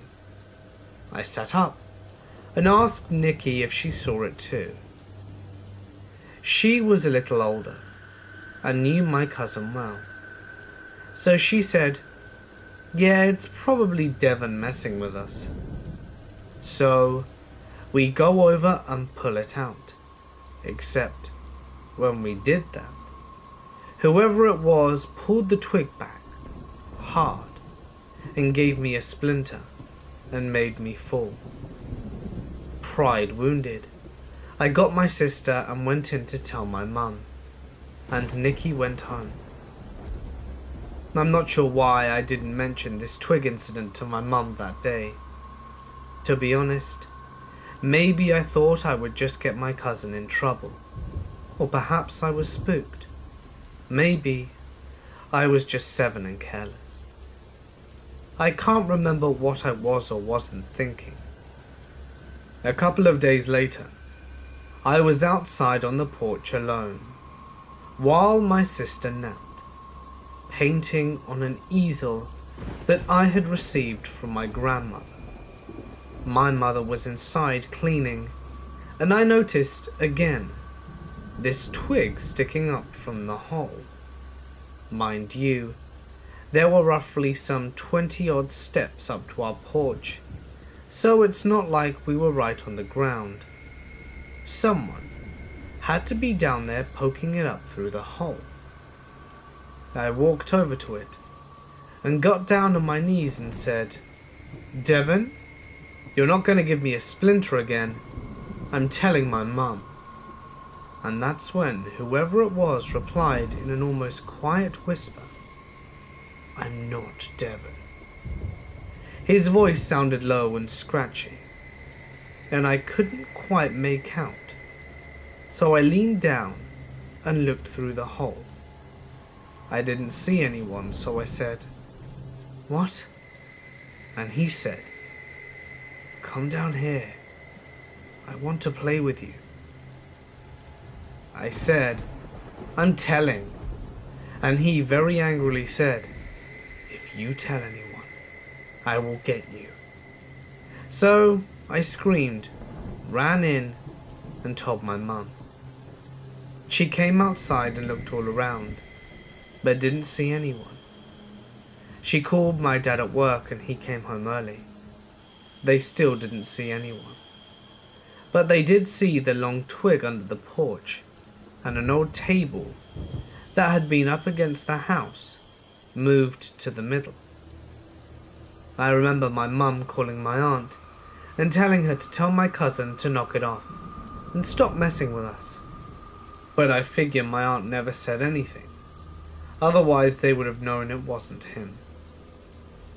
About a week passed by, and I had been so creeped out that I hadn't gone back outside at all. But time heals all wounds, I suppose, because when Nikki called and asked if I wanted to come over to her house to watch Lion King and build a fort in the living room, I was all in. Her dad worked graveyard, so whenever her mum would go somewhere during the day, it was so much fun to hang out with her. Her dad would sleep, and we would sneak and drink Coke and eat the candies with the jelly in the middle from her parents' office. As long as we were quiet, and I called my mum before I left so that she could watch me walk back over, we had a lot of freedom on those days. My mum watched me walk over, and we built a fort to pretend we were lions while we watched the movie. We were about halfway through the film when we heard a knock at the door. We knew we couldn't open the door or wake up her dad, so Nikki stood away from the door and called out, "Who is it?" thinking it may have been my mum. We didn't see anyone's shadow through the curtain or the door, and we were too spooked to look when there was no reply. When they didn't knock again, we got back into our sheep fort and carried on. A few minutes later, we heard something under the house, banging on the floor of the living room. Our houses were exactly the same layout, and the living rooms were directly over our small basement areas. We screamed and ran into her dad's room to wake him up. He got up and got a baseball bat and went outside to look. When he went to look in the basement, the door was wide open, and it was obvious that someone had been living there. At the time, I didn't know what they found. I just assumed he'd made a bed and it was someone homeless. My mum rushed over and they called the police. The cops took a statement from the previous week, and, as kids, we were kept out of the mix. There were whispers, and we ended up moving to what is still my parents' current home a couple of months later. Nikki's family left that day and never stayed in their house again. It must have really screwed with them all, because I ended up hearing that they divorced, and Nikki was arrested in early adulthood for something pretty terrible.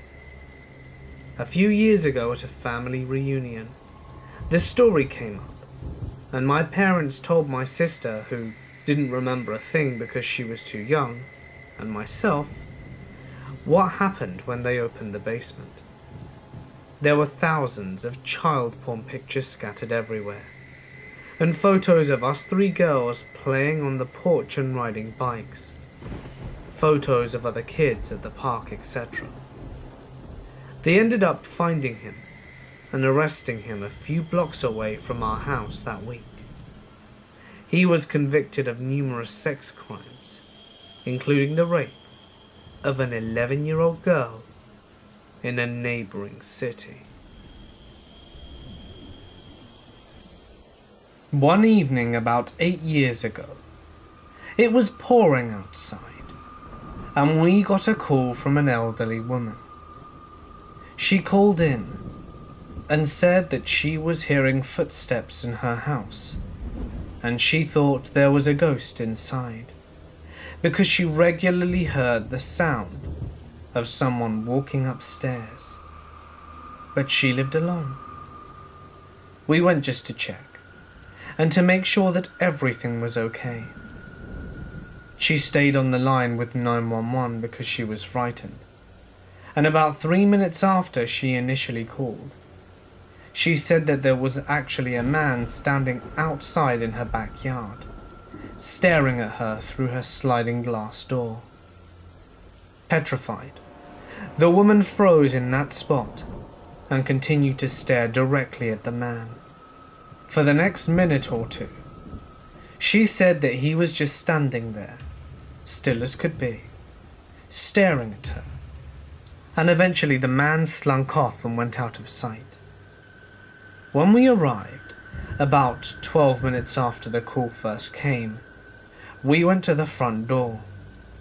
I remained in the foyer with the woman and the other police officer, went to the backyard to see if the man was still hiding out there, or if there were any traces of him, and I spoke with her for several minutes, until the other officers returned. He said there was no trace of anyone having been in the backyard. We set off to do a quick sweep before we go left to make sure the house was all clear.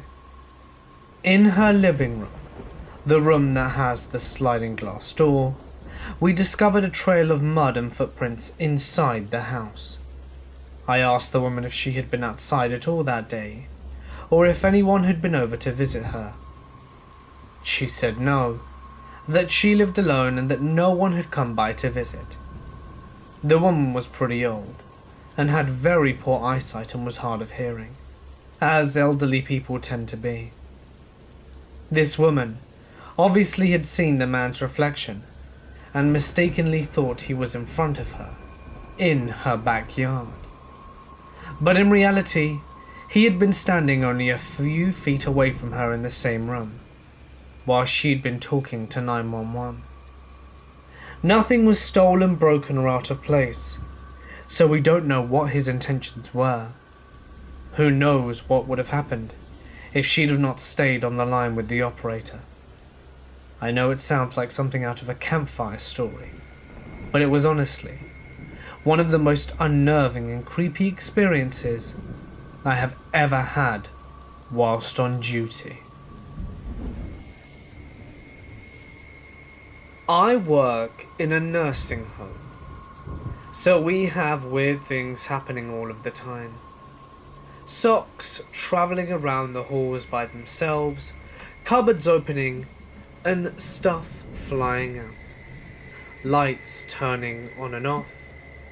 Washing machines just sitting at full of ice water for no reason. But our Alzheimer's unit has the most activity. All of our Alzheimer's rooms have special sensors, so we know if a resident is getting out of bed or is leaving their room. It is to assure that we know where they are and that they don't fall. One particular night, a call light kept going off, promptly, followed by that room's bathroom sensor being tripped. This room's resident had passed away 3 days before, and we didn't have anyone else in there yet. We turned it off about 3 or 4 times an hour, and we were pretty creeped out. Then at 10 p.m, just an hour before it was time for me to leave, we heard a lady screaming for help. We ran back to the source, and it turned out to be coming from that same room. The bathroom sensors started going off again right as we got there. We had to check in case some other resident had gone in, but there was no one. The sink and shower were both running at full blast, with ice cold water. I turned everything off and reset the switch, and gently pulled the door closed as I left. Halfway through closing it, someone or something slammed it closed for me, and I almost had my shoe caught. I refused to go back in for the rest of the night.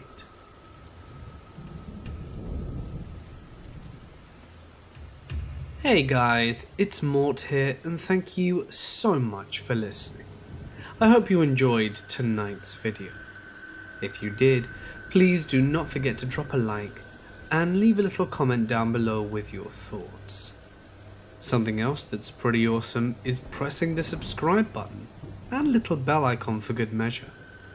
I do post every night, so be sure not to miss your nightly spooks. If there's a story that you would like to share, feel free to send it to my Reddit or email. Both are fine, and all info can be found in the description. But anyway, for now guys, it's time for me to sign off. Stay awesome, and I'll see you in the next one.